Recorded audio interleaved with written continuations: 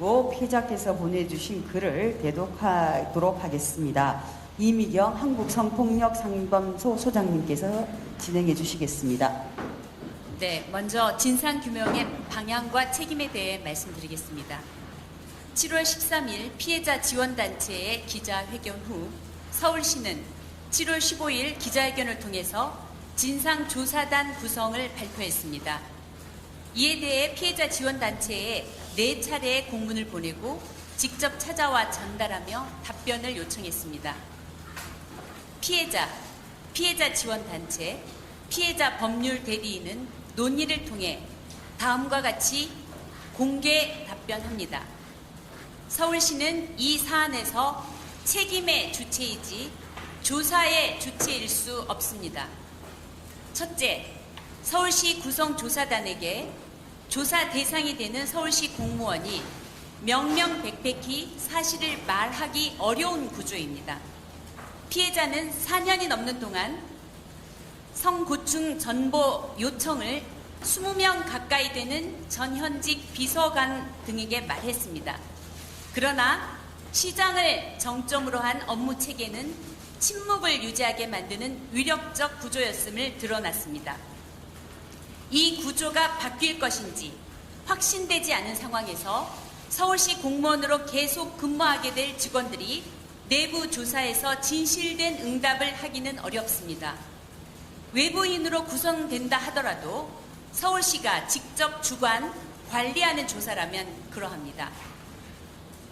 둘째, 관리감독 책임이 있는 역대 비서실장 등이 최근 언론에 전혀 몰랐다는 인터뷰를 했습니다.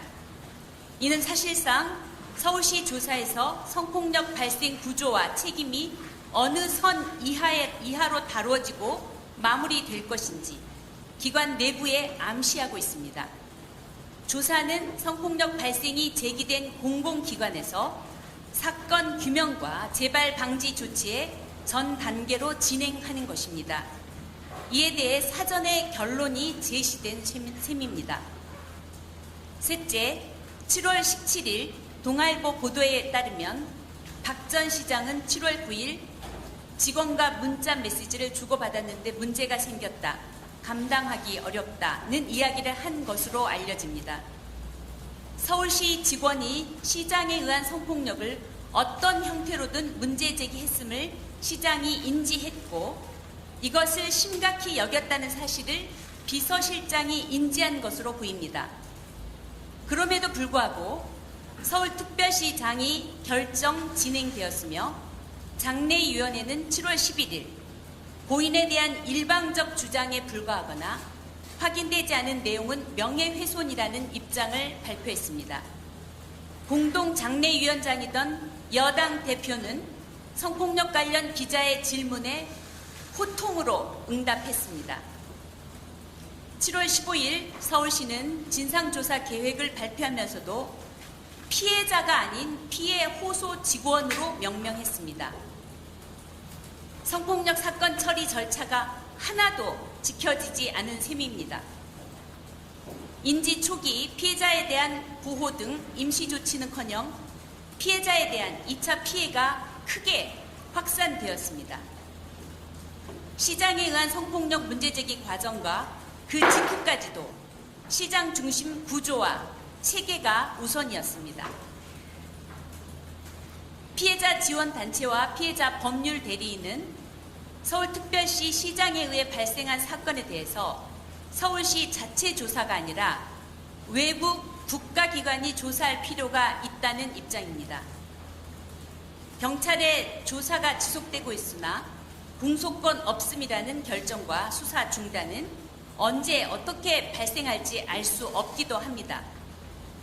또한 기관에서 발생한 성폭력이 발생 구조와 맥락을 떠나서 피해자와 가해자 1대1의 문제로만 사법 절차를 통해서만 해결해야 하는 문제로 축소되는 것은 이제까지 개선되어 온 성폭력 문제에 대한 사회적 해결 역량과도 맞지 않습니다. 저희는 이번 사건에 대해 공공기관 성희롱 등의 조사 및 구제기관인 국가인권위원회가 긴급조치, 직권조사, 진정 조사를 진행하는 것이 최선이라고 생각합니다. 하나, 조사 범위는 발생한 사안, 성희롱 성차별 업무 환경, 문제 제기 및 묵살 과정, 업무상 불이익 조치 등이어야 합니다. 하나, 서울시 전 현직 관련자를 포함한 조사가 이루어져야 합니다.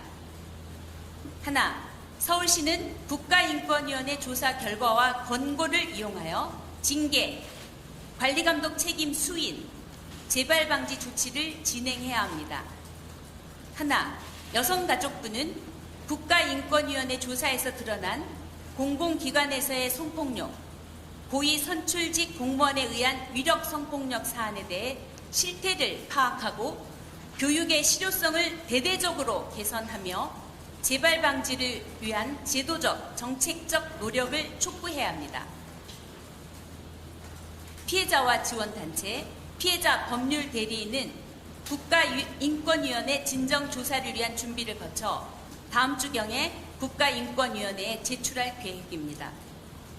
독립기구의 조사를 통해 피해자가 제기한 문제가 제대로 밝혀지고 개선 방향이 권고되기를 바랍니다. 더불어 서울시에서 일해왔고 일해 갈 많은 노동자들의 안전하고 평등한 일터를 위한 큰 변화의 계기가 되기를 바랍니다.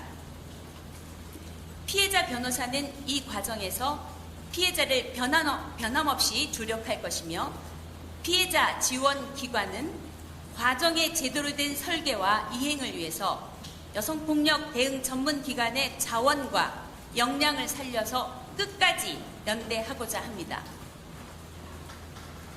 이어서 피해자분께서 보내오신 글을 낭독하도록 하겠습니다. 많은 분들이 피해자가 지금 안전하게 잘 계신지 건강은 어떠한지 염려를 하고 계십니다. 다행히 피해자분들은 이런 응원과 지지에 힘입어서 하루하루를 잘 견디고 계십니다.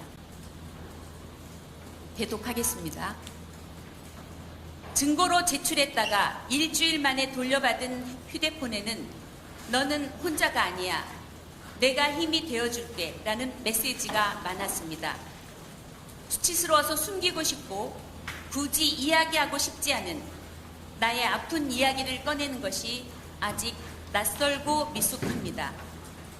그럼에도 오랜 시간 고민하고 선택한 나의 길을 응원해주는 친구가 있다는 것, 그리고 그 친구에게 솔직한 감정을 실어 나의 민낯을 보여주는 것, 그리하여 관계에 새로운 연결고리가 생기는 이 과정에 감사하며 행복하기로 마음먹었습니다.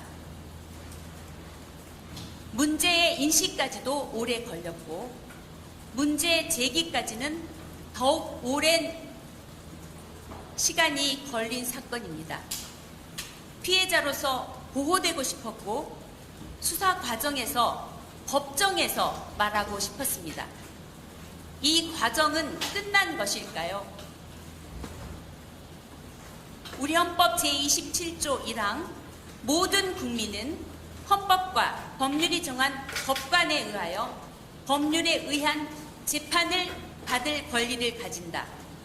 5항 형사 피해자는 법률이 정하는 바에 의하여 당해 사건의 재판 절차에서 진술할 수 있다.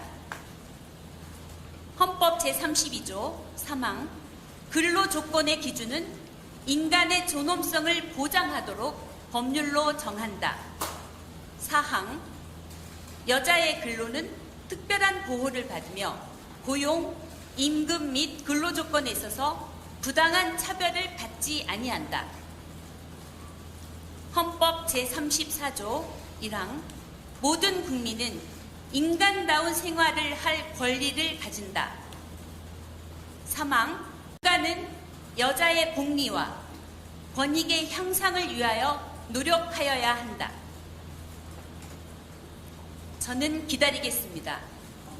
그 어떠한 편견도 없이 적법하고 합리적인 절차에 따라 과정을 밝혀지기를, 본질이 아닌 문제에 대해서 논점을 흐리지 않고 밝혀진 진실에 함께 집중해 주시기를 부탁드립니다. 감사합니다.